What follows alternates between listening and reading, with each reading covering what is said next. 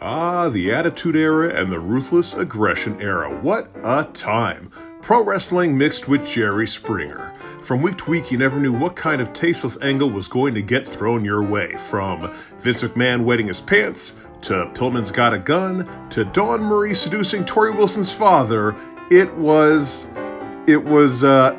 never dull. Alas, with today's more enlightened times and a monster toy deal comes a kinder, more gentle WWE, but every now and then, the WWE dips their toes back into those murky waters. I'm Senor Siete for 7 Wrestling, and let's take a look at 7 times the WWE forgot they were PG. Now, before we get into this, if you enjoy this content, please like the video, subscribe to the channel, and back elbow the notification bell. Number 1. Mandy tricks Jimmy. Cheating partners were a cornerstone of the TVMA WWE, from Stephanie Test and Triple H to, Mr. McMahon and everyone, and of course, art imitating life with Matt Hardy, Edge, and Lita. And you don't see that an awful lot anymore because that might lead to a difficult conversation between parents and little Timmy. However, in 2019, the WWE dug back into their old bag of tricks during a feud between the then Golden Goddess Mandy Rose and glow enthusiast Naomi. As a way to get under Naomi's skin, Rose attempted to seduce Naomi's real-life husband, Jimmy Uso. Rose went so far as to try to kiss him under the mistletoe, send him naughty pictures, and even showing up to the ring during one of Jimmy's matches in a towel. Subtle. But the pièce de résistance was when Mandy invited Jimmy up to her hotel room in an attempt to seduce him while wearing skimpy lingerie. Well, skimpy for that era. The cat would have been wearing way less. A photographer would then pop out with the biggest camera ever. I mean, come on, dude, it's 2019. There's no way you don't have an iPhone. It was then that Mandy revealed her dastardly motive. She didn't want Jimmy. She just wanted to ruin Naomi's life. Fortunately, Jimmy's not a complete idiot. He knew what was up and had Naomi meet him there. A brawl ensued, the feud continued, and Mandy picked up several Emmys for saying amazing lines like, "She will never look like this. She will never be as hot as me." Riveting stuff. Number 2. Lana tricks Enzo. Back in the Attitude Era, there was a very famous angle where Lita lured Dean Malenko into a compromising position, at which point her buddies Matt and Jeff Hardy stormed in and laid out the man of 1,000 holds. Art imitated art decades later when Lana utilized a similar tactic to lure the certified G and bona fide stud Enzo Amore to her hotel room in 2016. It was on the December 5th episode of Monday Night Raw where the ravishing Russian used her seductive ways to try to separate Enzo from his tag team partner, Big Cass. And while Enzo tried to resist, he didn't resist that long. Lana would undress the man who had 0 dimes and then would tell him he was a fool because he had been set up for a beatdown at the hands of the Bulgarian brute Rusev. But until this point, this is all very non-PG stuff, with Lana stripping Enzo, Lana herself wearing a very revealing robe, and when Enzo sees Rusev there, he gets the line of the night when he says, "I'm not into this type of thing, I'm gonna grab my stuff and go." Hilarious. And you can't teach that.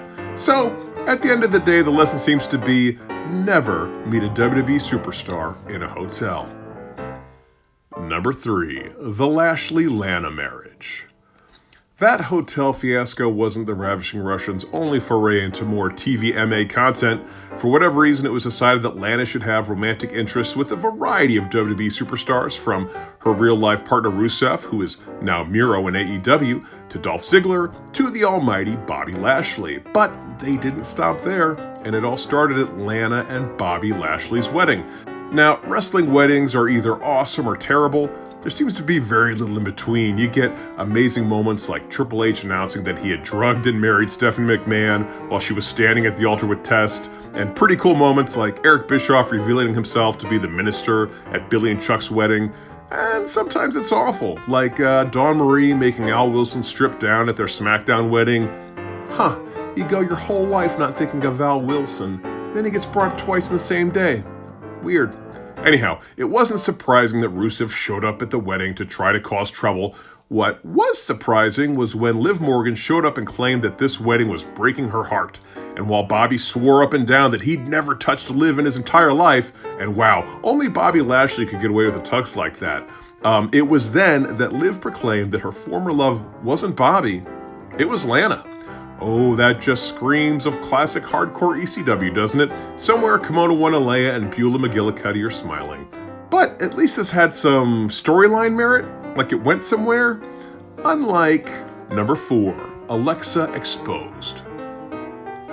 Now this one makes no sense at all. In the January 14th, 2019 episode of Monday Night Raw, we were treated to a scene where an unnamed production assistant was knocking on Alexa Bliss's dressing room door. He's holding a bejeweled cup of coffee and trying to tell Miss Bliss that she's to appear on the show soon.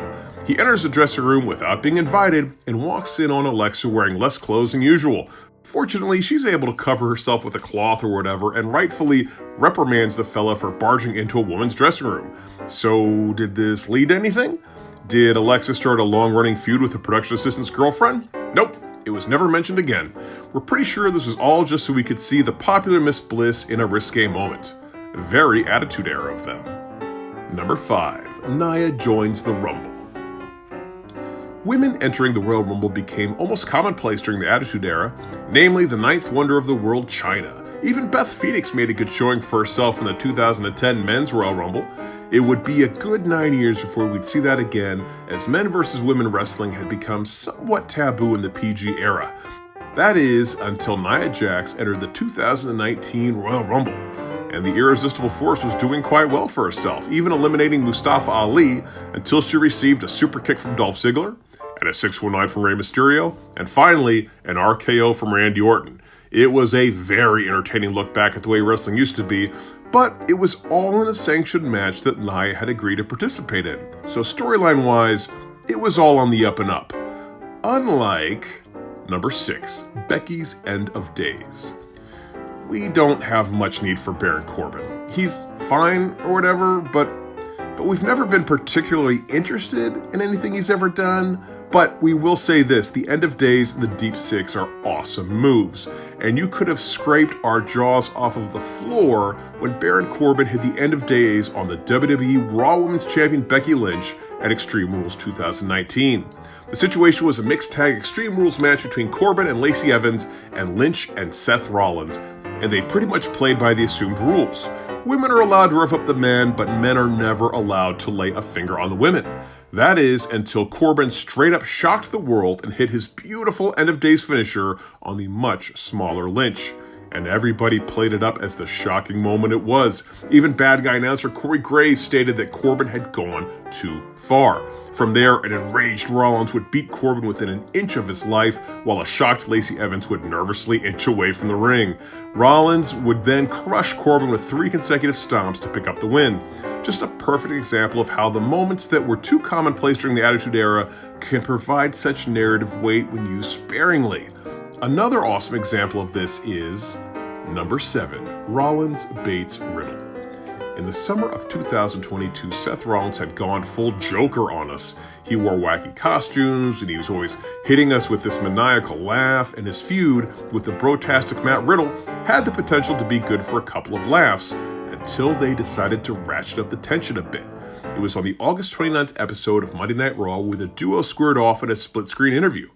It was nothing special. We'd seen something like this millions of times. It wasn't until we returned from the commercial break that we saw what had happened when the cameras had supposedly been cut. Rollins asked Riddle if he was still there, and when Riddle confirmed that he was, the architect tore into him with attacks about his very real divorce and losing custody of his children. And incensed Riddle said, "I'm not going to beat you up, I'm going to f you up."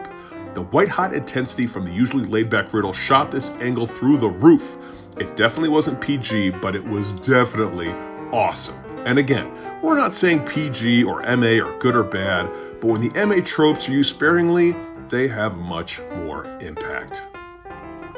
Well, there's our list. Did we forget any times that WWE forgot they were PG? If so, leave them in the comments section below. Also, like this video, subscribe to the channel, and kick that notification bell. Until next time, I'm Senor Siete for 7 Wrestling saying bye-bye.